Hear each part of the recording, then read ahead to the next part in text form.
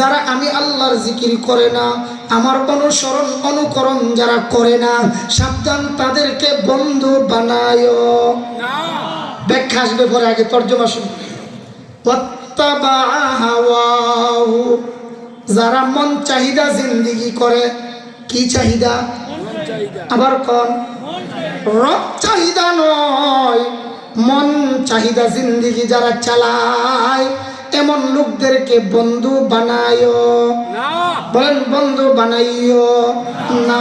3 নম্বরে আল্লাহ তাআলা বলেন ওয়াকানা আমরুহু ফুরুতা, যাদের কাজে সীমা লঙ্ঘন হয় তারা তোমাদের বন্ধু নয়।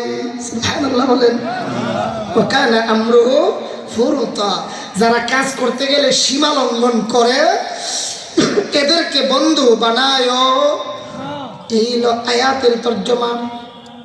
আর একখান হাদিস আমি পাঠ করেছিলাম, হযরতে আব্দুল্লাহ ইবনে আব্বাস রাদিয়াল্লাহু তাআলা আনহু বর্ণনা করেন, আন আব্দুল্লাহ ইবনে আব্বাস রাদিয়াল্লাহু তাআলা আনহুমা قال قيل يا رسول الله اي جلسائنا خير, ও আল্লাহর নবী আমরা কাকে ভালোবাসবো, আমাদের বন্ধুদের মধ্যে কোন বন্ধু ভালো, কারে বন্ধু বানাইলে ভালো হয়?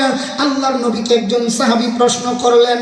আল্লাহর নবী কয় কালা মান যাক্কারাকুম বিল্লাহি রুয়াতুহু ওয়া যাদা ফি ইলমিকুম মানতিকুহু ওয়া যাক্কারাকুম বিল আখিরাতি আমালুহু। আল্লাহর নবী কয় 3 গুণ যাদের কাছে আছে তাদেরকে ভালোবাসো। আয়াতে পাইলাম যাদের কাছে 3 গুণ আছে তাদেরকে ভালোবাসিও না। আর হাদিসে আসছে যাদের কাছে অপর 3টা গুণ পাইবা তাদেরকে ভালোবাসো। এবার আমরা হাদিসের 3টা কথা শুনি, এরপর আমরা ব্যাখ্যায় যাব ইনশাআল্লাহ। নাকি খুব বেশি কষ্ট হবে আপনাদের? মান যাক্কারাকুম বিল্লাহি রুয়াতুহু, যাদের দর্শন তোমাদেরকে আল্লাহর কথা স্মরণ করিয়ে দেয়। যাদেরকে দেখলে, যাদের আমল দেখলে, যাদের কথা শুনলে আল্লাহর কথা স্মরণ হয় তাদেরকে ভালোবাসো। সুবহানাল্লাহ বলেন। আমি আমার একজন ভালোবাসার মানুষের একটা গল্প শোনাই আপনাদেরকে। সারা বাংলাদেশে আমার দাবি, এটা প্রাণের দাবি, আমাকে যারা ভালোবাসতেন, আদর করতেন, মহাব্বত করতেন, এর মধ্যে হারিকান্দির হযরত রাহমাতুল্লাহি আলাইহি, আল্লাহ হযরত এর মর্যাদা আরো বুলন্দ করে দিন। সবাই আবার আমিন বলুন।